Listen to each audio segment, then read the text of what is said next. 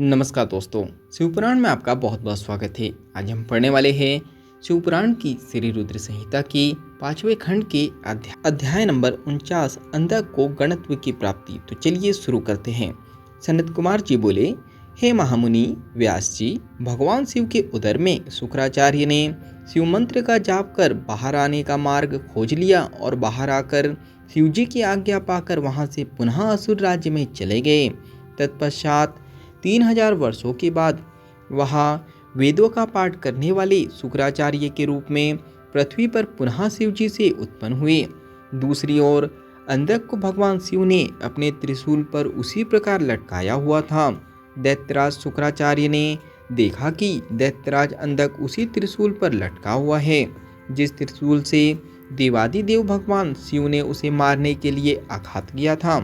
उसे देखकर उन्हें आश्चर्य हुआ कि अंधक के प्राण अभी तक नहीं निकले हैं और वह उसी प्रकार त्रिशूल पर लटका हुआ भगवान शिव के 108 नामों से उनकी स्तुति कर रहा है। अंधक के इस स्तुति से प्रसन्न होकर भगवान शिव ने अंधक को त्रिशूल के अग्रभाग से नीचे उतार लिया और उस पर दिव्य अमृत की वर्षा की तथा उससे कहा, हे दैत्येंद्र, मैं तुम्हारी इस उत्तम भक्ति भावना से बहुत प्रसन्न हूँ। तुमने नियम पूर्वक मेरी आराधना की है।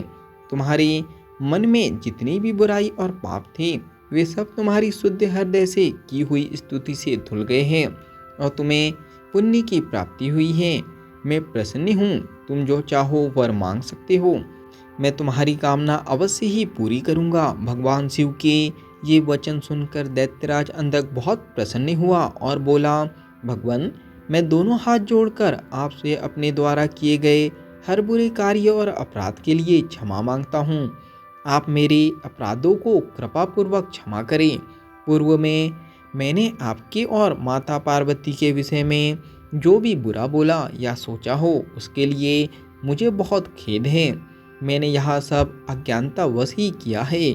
अब मैं एक दीन भक्त बनकर आपकी शरण में आया हूँ। मुझे मेरे द्वारा किए गए अपराधों के लिए क्षमा कर दे। हे देवादिदेव, मैं आपसे वरदान में सिर्फ यही मांगना चाहता हूँ कि आप में और माता पार्वती में मेरी अगाध श्रद्धा, भावना व भक्ति बनी रहे। मेरे मन में कभी भी कोई बुरा विचार ना आए। मैं शांत हृदय से सदैव आपके नाम का स्मरण व चिंतन करता रहूँ। मुझ में कभी भी आसुरी तत्व घर ना कर पाए, यही वरदान मुझे प्रदान कीजिए। अंधक ये वचन सुनकर पुनः भगवान शिव और माता पार्वती के ध्यान में मग्न हो गया। भगवान शिव की कृपा दृष्टि उस पर पड़ते ही उसे अपने पहले जन्म का स्मरण हो गया।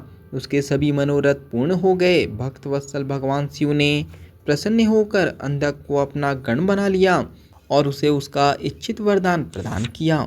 यह अध्याय यहीं पर समाप्त होता है। जब तक के लिए आप कमेंट्स में सनातन लिख सकते हो, चैनल को सब्सक्राइब कर सकते हो और बेल आइकन को दबा सकते हो ताकि आने वाला अध्याय आपसे मिस ना हो सके।